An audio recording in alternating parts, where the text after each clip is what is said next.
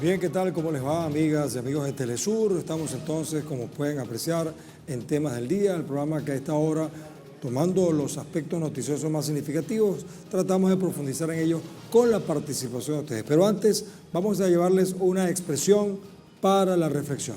Vamos a verla aquí. Aquí tenemos: Irán se aferra a sus posiciones de acuerdo con sus intereses nacionales y de seguridad. ¿Quién dice esto?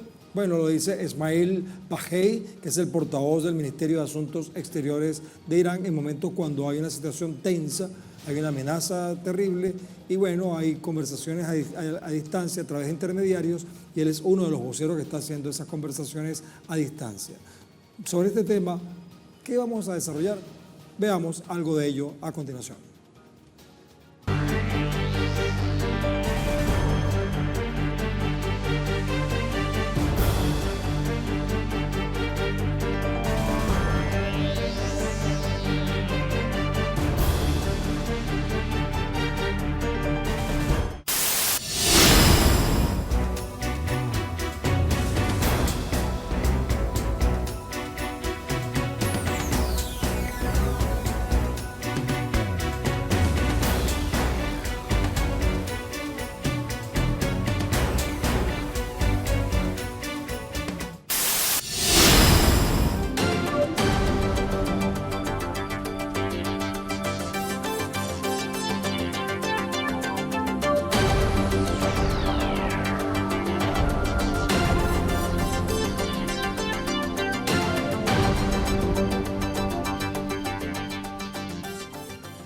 Bueno, una vez conocidos entonces los temas del día, vamos a ver, tomemos de uno de ellos la encuesta, la pregunta que nos hacemos ante la situación. Tiene que ver sencillamente con la frase del día, tiene que ver con el tema del día, porque frente a las tensiones entre Estados Unidos e Irán, con amenazas a la infraestructura civil iraní, específicamente eléctrica, y el área estratégica en el estrecho de Hormuz, ¿cuál cree usted que sería el escenario más probable? Bueno, una opción sería una escalada militar directa en la región. 2, el fracaso guerrerista de Donald Trump. 3, un acercamiento diplomático para evitar un conflicto mayor. O 4, un estancamiento prolongado con amenazas mutuas. Vamos a repetir la pregunta porque me gustaría que precisáramos bien que esta pregunta está en Telegram, en nuestra cuenta de Telesur TV. Bueno, frente a las tensiones entre Estados Unidos e Irán, con amenazas a la infraestructura civil iraní y el estratégico estrecho de Hormuz, ¿cuál cree usted que será el escenario más probable? ¿Una escalada militar directa en la región? ¿El fracaso guerrerista de Donald Trump? ¿Un acercamiento diplomático para evitar un conflicto mayor? ¿O un estancamiento prolongado con amenazas mutuas? Una respuesta solo es posible en Telegram para confeccionar las tendencias. Gracias por su participación.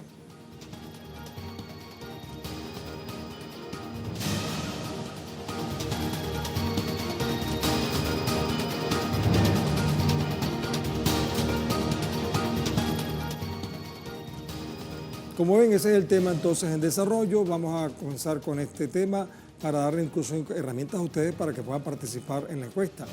La República Islámica de Irán respondió con una categórica oposición a cualquier forma de tregua temporal frente al plan presentado por Pakistán para el cese de las hostilidades entre Teherán y Washington. La respuesta del gobierno iraní se estructuró en 10 puntos principales que resaltan la negativa de un cese momentáneo de operaciones militares, fundamentando su postura en experiencias previas. La nación persa incluyó un conjunto de demandas estratégicas orientadas a garantizar la estabilidad regional, entre las que sobresalen el cese inmediato de los conflictos en la región, el establecimiento de un protocolo especial que garantice el tránsito seguro por el estrecho de Hormuz, el impulso de iniciativas para la reconstrucción en áreas afectadas y la exigencia prioritaria del levantamiento de las sanciones económicas impuestas contra Irán.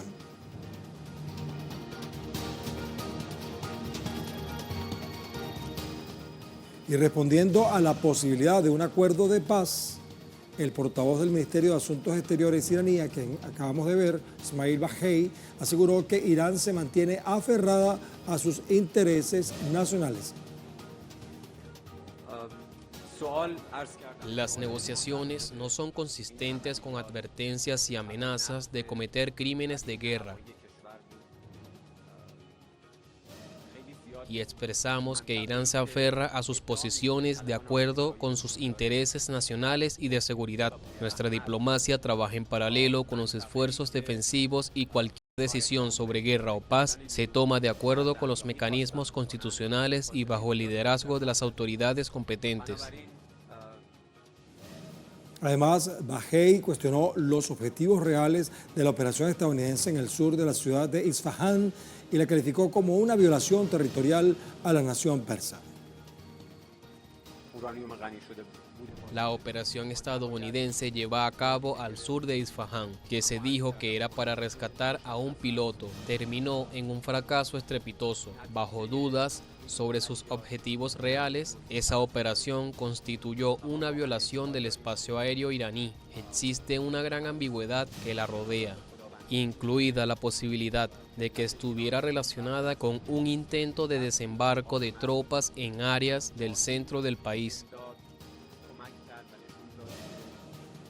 Ese es en el escenario diplomático, pero mientras tanto, la Guardia Revolucionaria Islámica anunció que está completando los preparativos para un nuevo sistema de navegación a través del estrecho de Hormuz. La Fuerza Naval de la Guardia advirtió que las condiciones en el estrecho nunca volverán a su estado anterior, especialmente para Estados Unidos e Israel. La declaración se produjo después de que el presidente estadounidense Donald Trump amenazara nuevamente con atacar las centrales eléctricas. Irán solo ha permitido un tráfico de navegación limitado a través del estrecho desde cuando comenzó la guerra, interrumpiendo el paso de aproximadamente 20% de los envíos globales de petróleo y gas.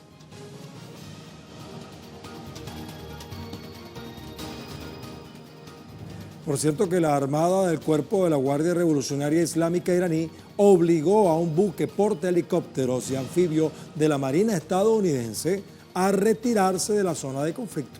El navío transportaba más de 5.000 marinos e infantes de marina y fue objetivo de ataques relámpagos de la nación persa, lo que originó el retiro del buque hacia el sur del Océano Índico. Esta ofensiva es parte de la operación Promesa Verdadera 4 que Teherán ha ejecutado en respuesta defensiva ante la agresión conjunta de Estados Unidos e Israel contra esa nación.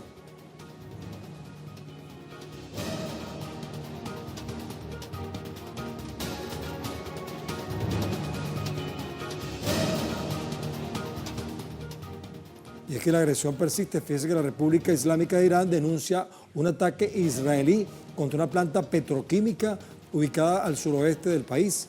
Testigos presenciales indican que escucharon varias detonaciones en la instalación South Pars, ubicada en la ciudad de Asalujeh, provincia de Bushehr. Las autoridades israelíes confirmaron el ataque, señalando que las fuerzas de Israel bombardearon la mayor planta petroquímica de la nación persa, la cual produce aproximadamente 50% de sus suministros para el país. Medios locales iraníes reportan que el complejo de South Pars no sufrió daños severos, sino que los ataques estuvieron dirigidos a las instalaciones auxiliares.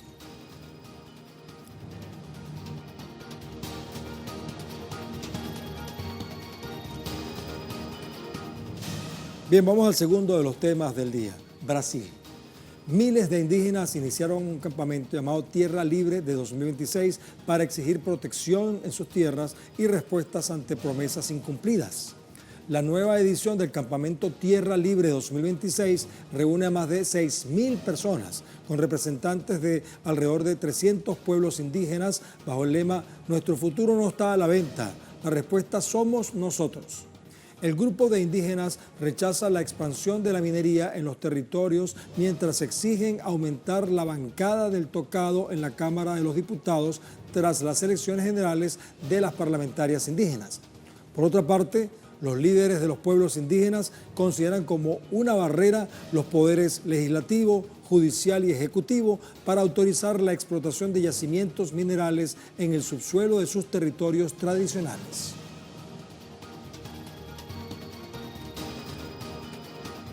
Reforzaremos una vez más nuestro apoyo e incidencia para 2026 en cuestiones indígenas, demarcación de tierras y justicia por las vidas perdidas y por los líderes que también han sido perseguidos, pero, sobre todo, permanecemos firmes y fuertes en la lucha.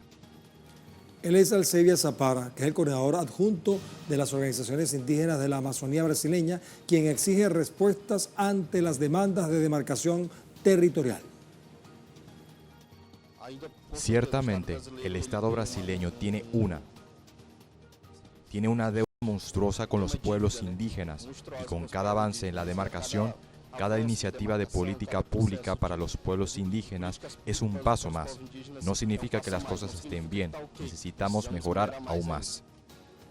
Bien, pero vamos a acercarnos más a la información con nuestro corresponsal Ignacio Nacho Lemus, quien está en la zona y nos dice cómo va avanzando esta reunión importante de los sectores indígenas brasileños. Saludos, Nacho, ¿cómo estás?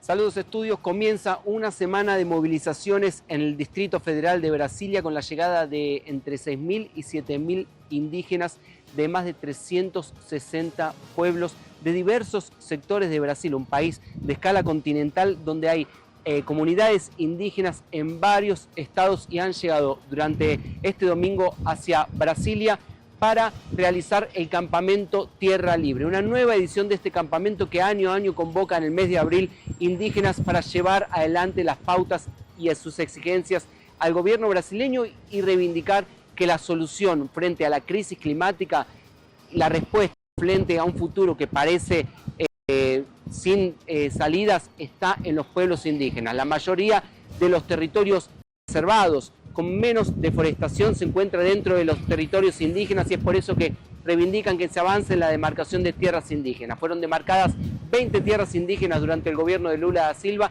Durante el gobierno anterior no había sido demarcada tan solo una tierra indígena y es por eso que se pide que se avance en este proceso y por otro lado se reivindica que se detengan iniciativas dentro del Congreso brasileño como la que busca liberar la minería dentro de las tierras indígenas y la ley del marco temporal, una ley que avanza a partir de sectores conservadores del Parlamento brasileño para exigir y para impedir que los indígenas tengan derecho a vivir en sus tierras, colocando trabas sobre la permanencia de los pueblos en sus territorios. Entonces, una jornada importante tendremos este martes con una gran marcha en Brasilia y durante toda la semana con debates, encuentros, manifestaciones de los pueblos indígenas de Brasil. Estudios. Gracias, Nacho. Entonces estaremos atentos a la evolución de esta reunión importante de los indígenas brasileños, pero vamos a acercarnos otro poquito más con la imagen del día. Esta imagen nos tiene también que conectar con este sentimiento de los pobladores indígenas de Brasil, porque han llegado entonces al campamento Tierra Libre 2026 para exigir protección en sus tierras y respuestas ante promesas incumplidas.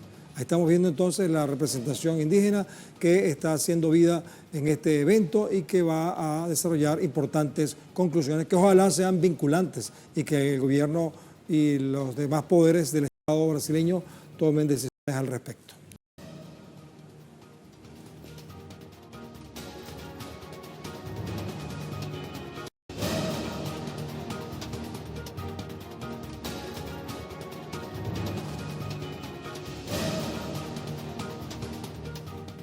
Es el momento de hacer una breve pausa y lo vamos a hacer con un tema para la reflexión, muy importante, porque sabemos que existen guerras en varias partes del planeta, pero fíjense ustedes lo que pasa en este caso en particular.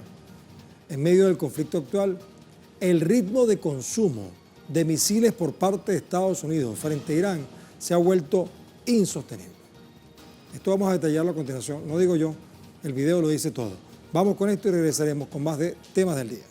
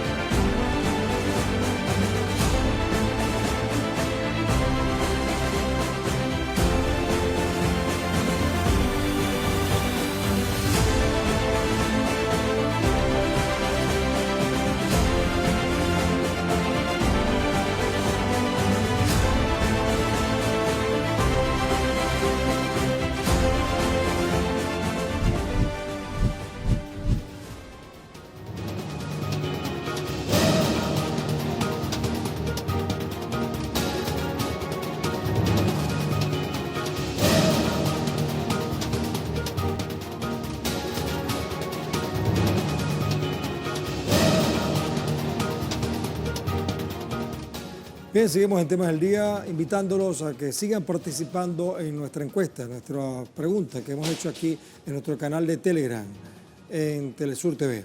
Ahí están viéndolo, vamos a acercarlo para que vean el contexto de la pregunta. Muy bien, frente a las tensiones entre Estados Unidos e Irán, con amenazas a la infraestructura civil iraní y el estratégico estrecho de Hormuz, ¿cuál cree usted que será el escenario más probable? 4 opciones. 1. Una escalada militar directa en la región. 2. El fracaso guerrerista de Donald Trump. 3. Un acercamiento diplomático para evitar un conflicto mayor. O 4. Un estancamiento prolongado con amenazas mutuas. ¿Cuál cree ustedes que es la respuesta pertinente en este caso? Acuérdense que hay una amenaza de Donald Trump de que si mañana no se cumplen sus condiciones va a haber un ataque severo. Irán está preparado para eso. Bueno, y ustedes están participando.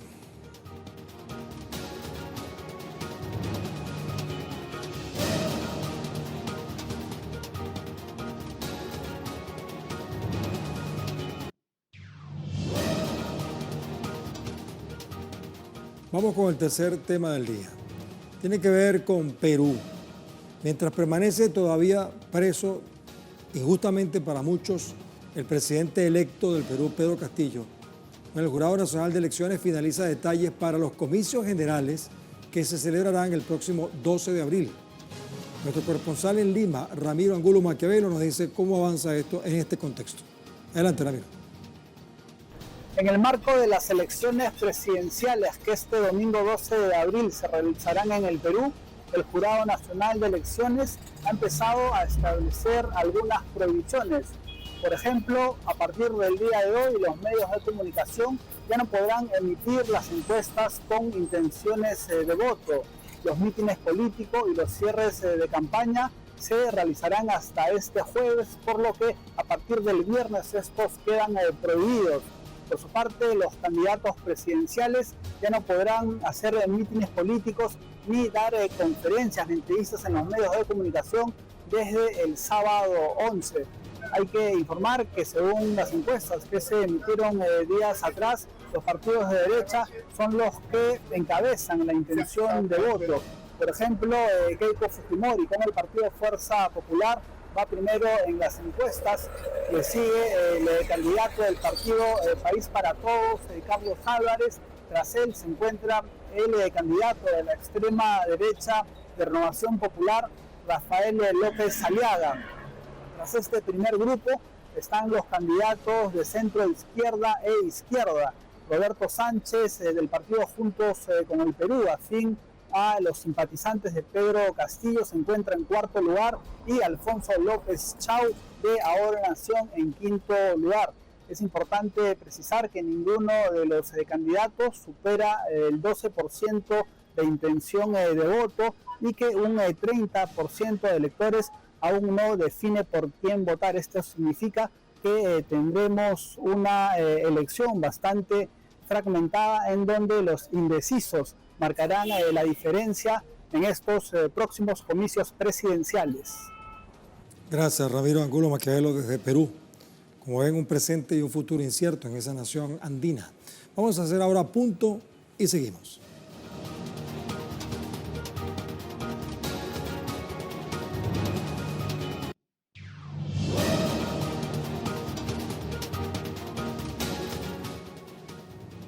Un día como hoy, 6 de abril de 1960, el entonces subsecretario adjunto del Departamento de Estado estadounidense, Lester DeWitt Mallory, escribió un memorando interno que proponía negar dinero y suministros a Cuba, disminuir sus salarios y provocar hambre y desesperación en extremo. Vamos a conocer un poco más sobre la historia de este macabro documento. Bueno, hay que emplear rápidamente todos los medios posibles para debilitar la vida económica de Cuba, decía el texto. Lo dice. Reducir sus recursos financieros y los salarios reales, provocar hambre, desesperación y el derrocamiento del gobierno. Más tarde, en octubre de 1960, la administración de Dwight Eisenhower instituyó las medidas iniciales para la instauración del bloqueo contra la isla. Actualmente, Cuba reitera su rechazo al memorando Mallory tras 66 años de su creación en el intento imperial de Washington de debilitar a la revolución cubana.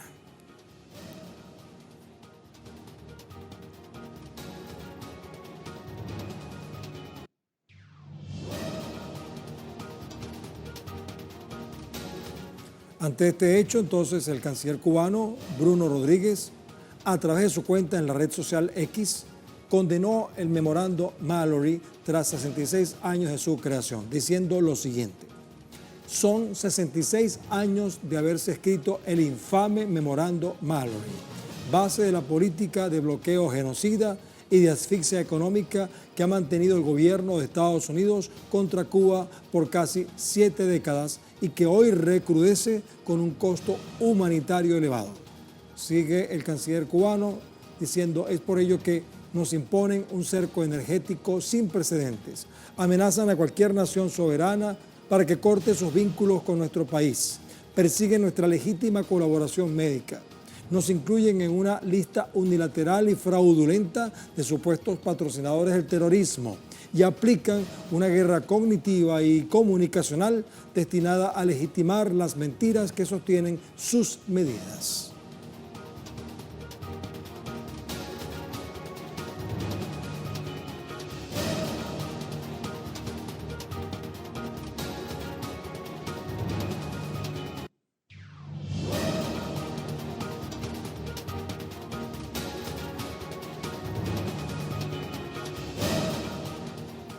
Frente a esta presión, Cuba sigue activa y proactiva. Fíjense ustedes que en Santiago de Cuba, la Asociación Nacional de Agricultores Pequeños proyecta cultivar más de 70.000 hectáreas a través de la actual campaña de siembra de primavera. Resulta pues que el campesinado se propone un ambicioso objetivo de cultivar más de 70.000 hectáreas, como hemos dicho. Y esto demuestra cómo el pueblo cubano se mantiene firme en la búsqueda del desarrollo, pese al bloqueo económico impuesto por Estados Unidos que impide el acceso a insumos y medios técnicos necesarios para la siembra.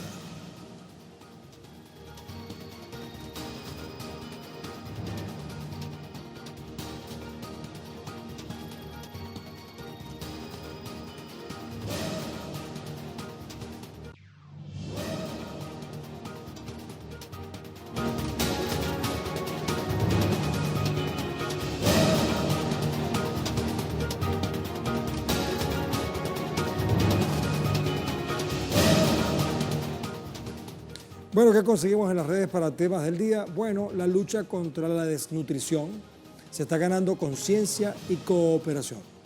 Desde superalimentos biofortificados de agricultura urbana hasta pastas terapéuticas de vanguardia. Ahí estamos viendo entonces resultados reales en las zonas más vulnerables del mundo. Y esto lo contamos a través del siguiente video en temas del día. Aunque el mundo produce alimentos suficientes, la verdadera solución está en mejorar su acceso y distribución. Superar estas barreras puede reducir la inseguridad alimentaria y evitar daños profundos y permanentes en la salud. Combatir la desnutrición desde la infancia evita daños irreversibles en el desarrollo físico y cognitivo. En adultos, cubrir micronutrientes clave fortalece la salud y rompe el ciclo de pobreza, impulsando el desarrollo de sociedades enteras. Pese a que 2.600 millones no pueden costear una dieta saludable, cerrar la brecha entre calorías baratas y alimentos nutritivos es clave. Bueno, muy bien, entonces estamos observando en temas del día que bueno, hay muchas cosas que contar y sobre todo la participación de ustedes, que es muy importante, que le da un valor agregado especial a temas del día. Por eso es que hacemos todos los días esta encuesta, como la que publicamos en Telegram, en nuestra cuenta de Televisión TV. Vamos a verla de nuevo la pregunta para ver la participación de ustedes. Vamos a aproximarles el contexto de la pregunta. Frente a las tensiones entre Estados Unidos e Irán, con amenazas a la infraestructura civil iraní y el estratégico estrecho de Hormuz, nos preguntamos y les preguntamos, ¿cuál cree usted que será el escenario más probable? Bueno, vamos a ver, la primera opción que colocamos es una escalada militar directa en la región. 44% dice eso, son como 2/5 partes de la audiencia. La segunda opción, Fracaso guerrerista de Donald Trump, 45%, casi la mitad. Un acercamiento diplomático para evitar un conflicto mayor, 3%, casi nadie cree en esto. Y un estancamiento prolongado con amenazas mutuas, 8%. De esta manera que el escenario no es nada halagüeño por lo que estamos observando. Muchas gracias por su participación, así observamos la tendencia. Ojalá que las cosas salgan mejor de lo que nos imaginamos.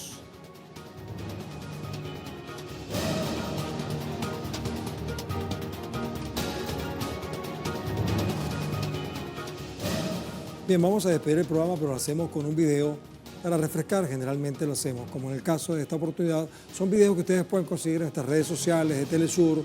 Hoy, por ejemplo, los vamos a dejar con un festival que se parece a otro que mostramos hace unos días, pero este es el Festival Anual de Tulipanes con 1,2 millones de flores que han transformado el Parque Everland, ubicado en Gyeonggi, en la provincia de Gyeonggi, en Corea del Sur, en un espectáculo primaveral lleno de vida, colores vibrantes y paisajes perfectos para fotos. Así que respirando estas flores, nos despedimos hasta otra oportunidad en Temas del Día.